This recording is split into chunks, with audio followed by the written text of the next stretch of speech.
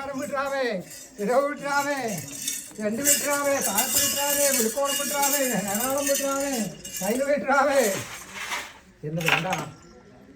കണ്ണോത്ത് കല്യോട്ട് കാപ്പാട്ട മുളവന്നൂർ ഓളങ്കര മാടങ്കര കുമ്മണാറ കരിന്തളം ചെത്തിക്കുന്ന അതിയാൽ മടിയന്മട്ട ആറുകീരത്തെങ്കിലും രാമാറ് പറക്കോടം പുലിക്കോടം കക്കാടം തെക്കുംപാടൻ നിരക്കാവ് പൂങ്കാവ് ആറമ്മ മക്കളോടും നിങ്ങളെന്ന മഹാസഭയെങ്കിൽ നിന്നിട്ട് അല്ലേ. ശേഷം എൻ്റെ കോയ്മ പാലൂർ ഇടപാടൻ അല്ലേ. അങ്ങനെ ഇടപാടന്മാരെ അക്കമ്പടിമാരെ ശേഷം 9 12 4 കടവന്മാര് നഗരം തട്ടുനില സമ്പ്രദായം ആണ്ടൂർ നായന്മാര് കർത്താക്കന്മാര് ശേഷം അല്ലേ എൻ്റെ ഭൂമിപുത്രന്മാര് എങ്കിലും മാടായി നഗരം അല്ലേ ആദവും ഐവയുടെയും പുത്രന്മാര് അല്ലേ. ശേഷം എൻ്റെ വിശ്വകർമാവ്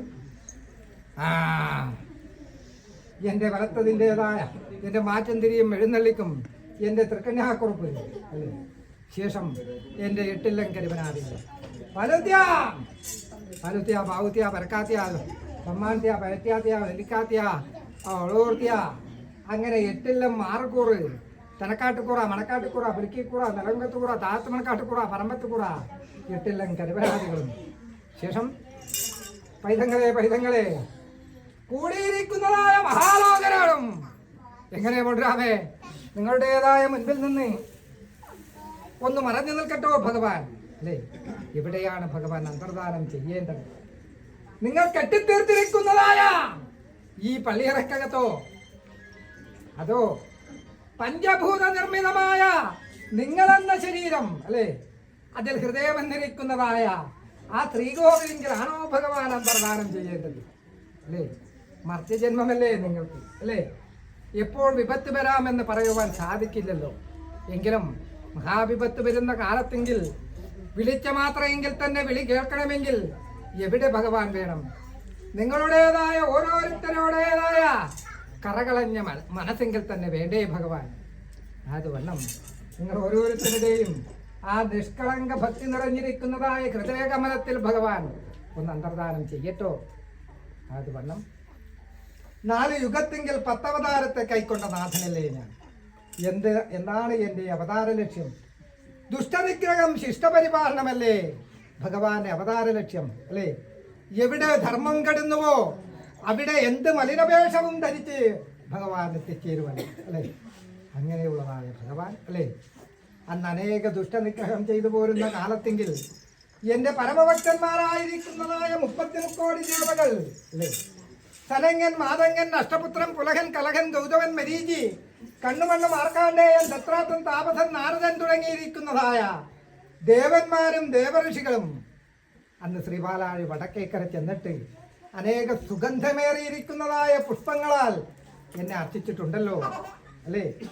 മുല്ല മല്ലിക കൈത കനകനാറി ചെക്കി ചേമന്തികം പിച്ചകം കരിങ്കൂവളം ചെന്താമര വെണ്ടാമര കുരുക്കുത്തിമുല്ല സൗഗന്ധികം ചെന്തടിച്ചമ്പകം പാരിജാതം മുല്ലമന്നാരം കർപ്പൂരത്തുളസി എന്ന് വേണ്ട തസ്യനാഗ വാഗപൂക പുന്നാഗജാമ്പൈ അതിഥി വിവിധ തുളസി ജിനഗന്ധി വാരന്തി ഇന്ദീവര ചന്ദനസ്പന്ദന തെച്ചി നെച്ചി പിച്ചിപ്രസൂരങ്ങളാൽ എന്നെ അർപ്പിച്ചിട്ടുണ്ടല്ലോ. അതെല്ലാം ഈ കലിവാസനയേറിയിരിക്കുന്നതായ ഈ കാലാവസ്ഥയെങ്കിൽ മനുഷ്യ ജന്മത്തെങ്കിൽ നിങ്ങൾ നിന്നിട്ട് നിങ്ങൾക്ക് ഏവർക്കും അസാധ്യമല്ലേ. എന്നാലിതാ അച്യുതൻ ഇന്ന് നിങ്ങൾക്ക് ഓരോരുത്തർക്കും വാരിത്തന്നിരിക്കുന്നതായ ഈ പച്ചരിയെ ഞാൻ ചൊല്ലിയതായ പുഷ്പങ്ങൾക്ക് സാമ്യമായിട്ട് ഒന്ന് കരുതി എൻ്റെ മൗലിയെങ്കിൽ അർച്ചിച്ചോ കേട്ടോ. എന്നാൽ അല്ലേ ഭവ്യശുദ്ധിയും ദിവ്യ ചൈതന്യവും ദിവസം പ്രതി പ്രതിഫലിക്കുന്നതായ ഈ പള്ളിയറക്കകത്തും നിങ്ങളുടേതായ ആത്മാവിനകത്തും ഒന്ന് കുടികൊള്ളാം ഭഗവാൻ. ആയത് വണ്ണം 1000 കോടി പ്രാവശ്യം ഗംഗാസ്നാനം ചെയ്താലും 100 കോടി പ്രാവശ്യം പുഷ്കരതീർത്ഥത്തിലും കുളിച്ചാൽ കിട്ടാത്തതായ പുണ്യമല്ലേ ഭഗവാന്റെ ഒരു നാമം ഈ കലിയുഗത്തിങ്കിൽ ഉച്ചരിച്ചാൽ നിങ്ങൾക്ക് സാധിക്കുന്നത്. ഏതാണ് ആ നാമം? വിടാവേ കറവിടാവേ പരിഹാരാവേ സർവഭീതിയെയും മുടുക്കുന്നതായ ഒരു നാമമേ ഉള്ളൂ കലിയുഗത്തിങ്കിൽ ഭഗവാന് അല്ലേ. ഗോവിന്ദനാമം.